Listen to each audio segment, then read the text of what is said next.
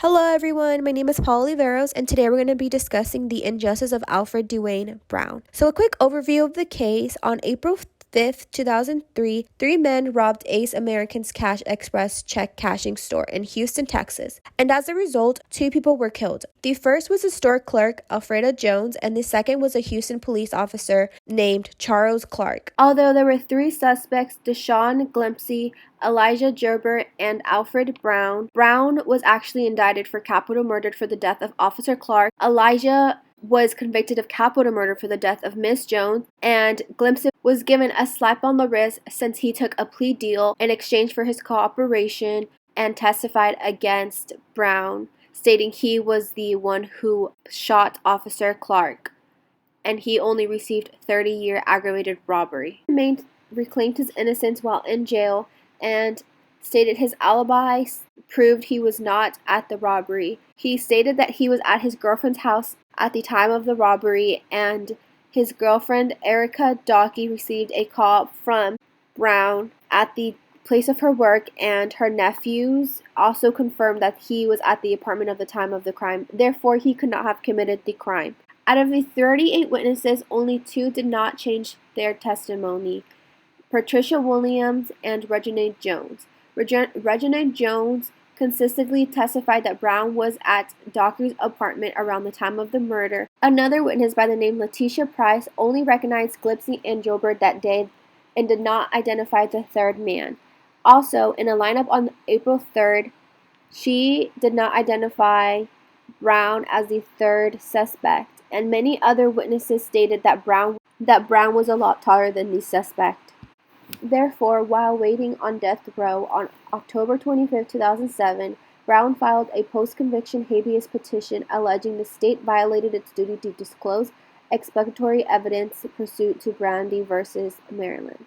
And in 2008, during its investigation, the state confirmed that some of the records used during Officer McDaniel's testimony regarding cell phones were not administered into evidence. These cell phone records withheld by Officer McDaniel confirmed that a call from Dockey's apartment was made to Dockey's place of work, confirming Brown's alibi, therefore confirming he was not at the scene of the crime and could not have been the third suspect in the robbery and the murder of Officer Clark.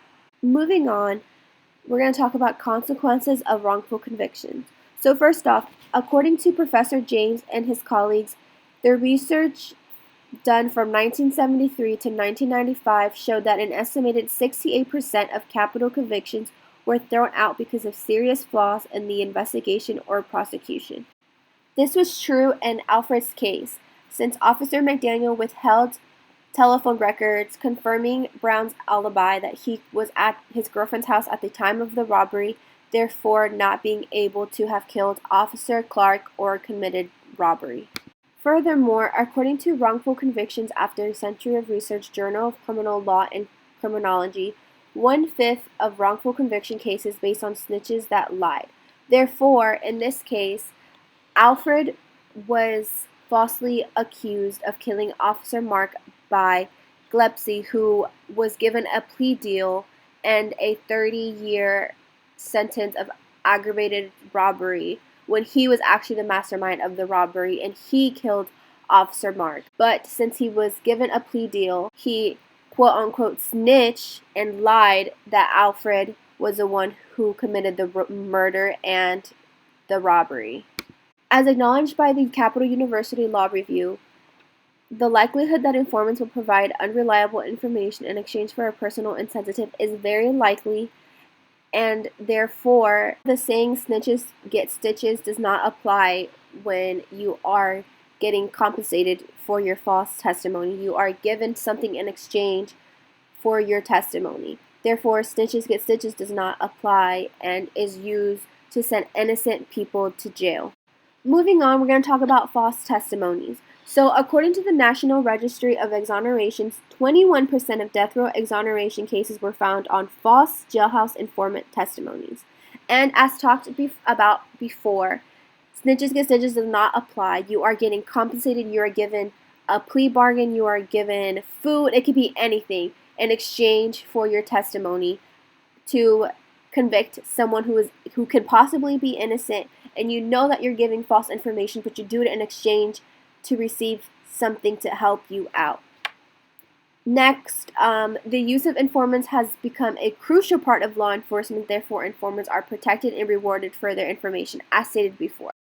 Lastly, many wrongful convictions represent instances where an innocent defendant refuses to plead guilty and goes to trial, but nonetheless convicted because the jury accepts a snitch's testimony as credible and true. To say that the criminal justice system is broken is an understatement. Many innocent individuals feel like once they get their day in court, the jury and the judge is going to find them innocent and is going to believe them, but unfortunately this is not the case. Almost 99% of cases that go to trial end up with the person actually being found guilty, and the person does not take plea deals because they think that once they get their day in court, their justice will be served, but this is not the case, and it's very sad. Moving on, we're going to be discussing policy implications. So in the case of Alfred Brown, as stated before, he was granted habeas relief based on the state's concession that it withheld expository evidence in violation of Brandy versus Maryland. Another policy implication was the Tim Cole Act, which basically provides a person who has been wrongfully incarcerated with an administrative remedy to seek monetary compensation from the state for the period of wrongful imprisonment. One thing we can learn from the Tim Cole Act is that although you are getting compensated for the time you were in jail, it doesn't take away the time you lost, the time that you were in jail, the time that you were not able to be free because you were wrongfully convicted due to the fact that someone falsely testified to get something in return, and now the state is acknowledging that they were wrong. In Alfred's case, there was a lot of procedural error. For example, the withholding of evidence, the plea bargain given to the main suspect. All of this just was a big no-no, and that kind of leads us to the next thing, which is prosecutor misconduct conducted by Officer McDaniel. Just the fact that he withheld so much evidence that confirmed that Alfred could not have been at the robbery. He could not have been the person who shot Officer Clark or the mastermind of the robbery. It's just insane to me and should not have happened in the first place. But unfortunately, this is not uncommon. There is a lot of misconduct done by officers and other law enforcement, and there needs to be some type of accountability taken by them, because if not, they're going to continue to do this because they know that they can get away with it and nothing's going to happen to them. The only thing that might happen is that they resign or get paid leave, which is honestly just a slap on the wrist, and it's really sad. Lastly, we're going to discuss the ideas for restoring the justice system. So first off, education. Education is vital in every aspect of life, especially the justice system.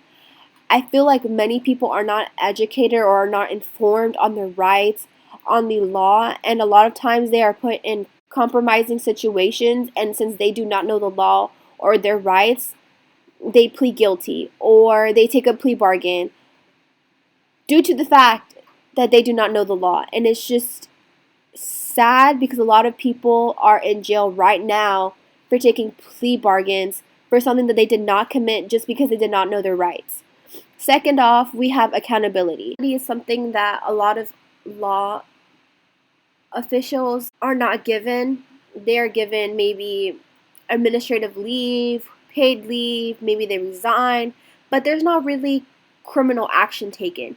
If you withheld evidence confirming that a suspect is innocent, you should be penalized for not giving that evidence. For sending someone innocent to jail, it's just incredible how oftentimes law enforcement are given a slap on the wrist and are not held accountable for their actions. Furthermore, jail informants are also most of the time not credible sources, and giving them plea bargains or something in exchange for their testimony is good in a sense where it helps solve crimes, but only if the information is credible and sourceful and factual. but oftentimes this information is not any of the stated above.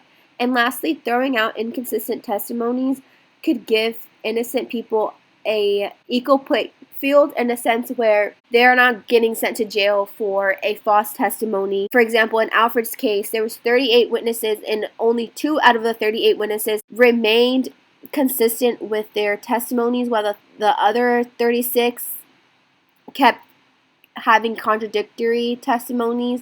And I feel like those should have been thrown out.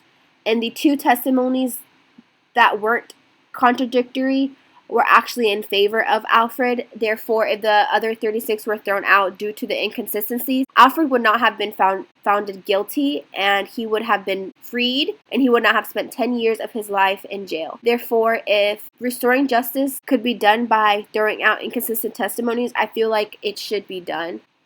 Thank you so much for listening to my presentation. I hope you enjoyed and have an amazing day.